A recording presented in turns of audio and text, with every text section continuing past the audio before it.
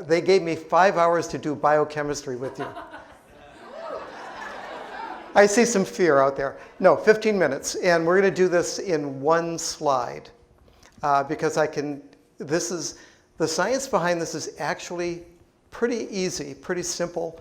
And it's something you can all take and understand that there is solid science behind what we're doing, and that the product that we're launching here, the 10X Gold 1000, is an absolutely showstopper.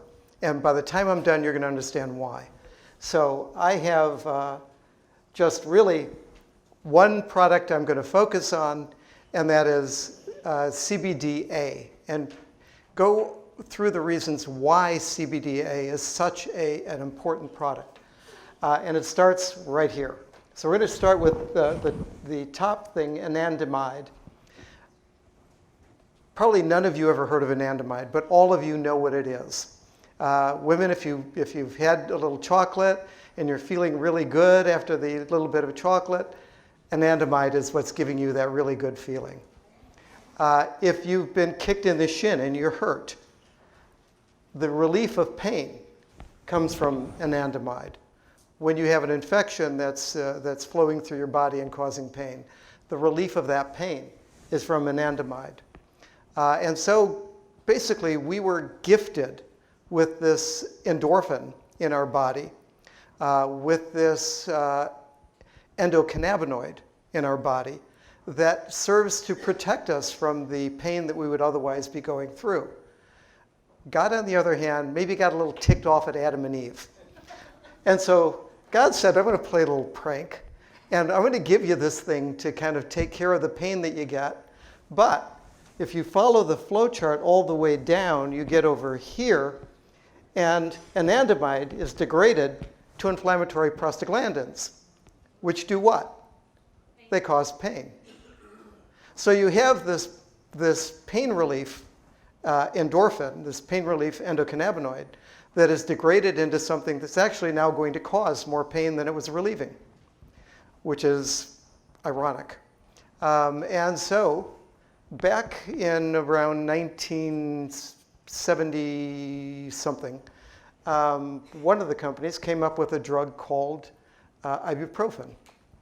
And ibuprofen was designed to block the conversion of anandamide to prostaglandin. And it did a pretty good job of that. When most of you aren't old enough to know, but when ibuprofen first came out, it was actually promoted as an alternative to opiates because it was thought to be strong enough to relieve the pain, and we could avoid opiates. It didn't prove to be that good, partly because you can't take enough of it to do it, because there are these things here that are affected by ibuprofen, that are affected by the one that followed it, which is naproxen, or naproxen, and then the bevy of other COX-1 and type. Where do we go? There we are. That affect both the COX-1 and COX-2 pathways.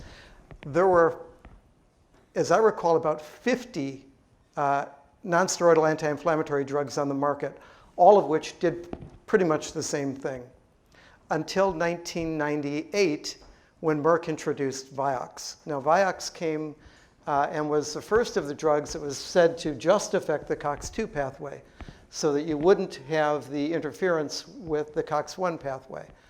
Pfizer then came along and said, well, we think our drug is better than Vioxx, and actually it proved to be. They introduced Celebrex. And when I got approached, I got a whole slide deck to go through and talk about why Celebrex was beneficial. Part of that is, especially in this age group, and I see a lot of people here who have gray hair, and so if you're not over 65, you're approaching 65.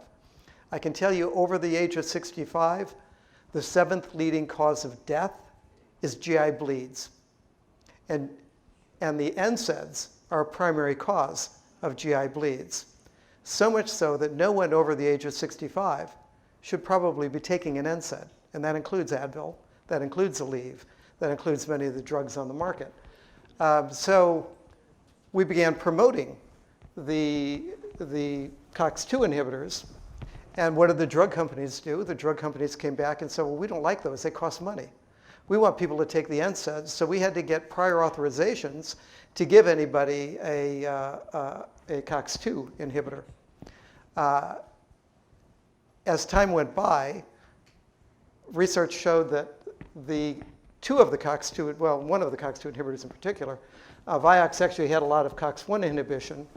And one of the things that COX-1's pathway does is it inhibits those prostaglandins that are involved in protecting your stomach. They all pretty much were safe that way. But they also inhibited another prostaglandin called prostacyclin. Now, prostacyclin dilates your blood vessels and keeps you from developing hypertension. And it prevents the formation of clot. And so it prevents people from having heart attacks. And so about 9% of the population on Vioxx were seeing their blood pressures go up, and they were seeing an increase in the risk of heart disease. And so Vioxx got removed from the market. Bextra, which is another drug that Pfizer held, got removed from the market. And the only one remaining currently is Celebrex, which is the cyclooxygenase 2 inhibitor. So what the point of all of this is that there is one competitor to CBDA, because in 2008, now I know you all have seen this because it's probably next to your bedstand along with People magazine, but Drug Metabolism and Disposition had an article. and that article basically demonstrated that CBDA is a pure COX-2 inhibitor. And so that's established, it's well established, it's published, and it's something we can point to. So CBDA is a pure COX-2 inhibitor. As a pure COX-2 inhibitor, it will prevent inflammation and it will relieve pain. More importantly, we go back up to anandamide, because CBDA, unlike anandamide, is not converted via the COX-2 pathway to inflammatory prostaglandin. So, and it mimics anandamide. So you get the pain relief. In fact, all of the CBDs will mimic anandamide. And that's why they can all produce pain relief. But only CBDA is going to produce the pain relief by mimicking anandamide and blocking the COX-2 pathway that then produces inflammatory prostaglandins.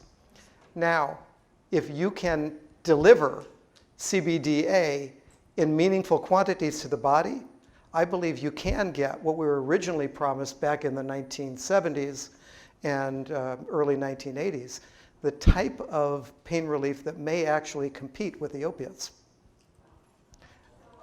So I am telling you, we have a product that is amazing. And we've a company that has given us the opportunity to partake in the type of profit that can lead to. So not only can we benefit the people around us by exposing them to this and making them understand what we have. If you understand what we have, it's easy to make them understand what we have. And I'm going through this for that reason. But there's a market here as well, and there's a potential to improve your livelihoods, our livelihoods, by understanding this. Celebrex in 2014 did $1.98 billion in sales. 1.9 billion was in the US alone. Wow. So I can say without any hesitation that what we have now with CBD Gold is every bit as likely to be as effective as Celebrex.